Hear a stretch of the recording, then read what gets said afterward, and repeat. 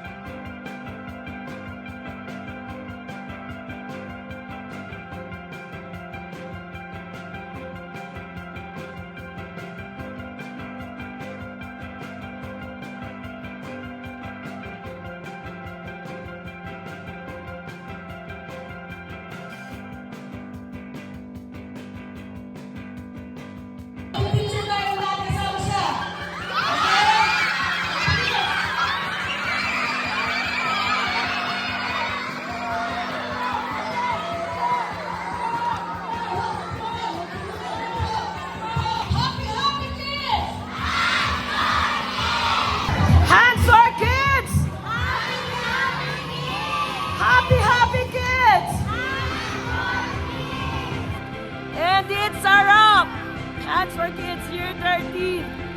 Real Quezon. Yay! Walang boses.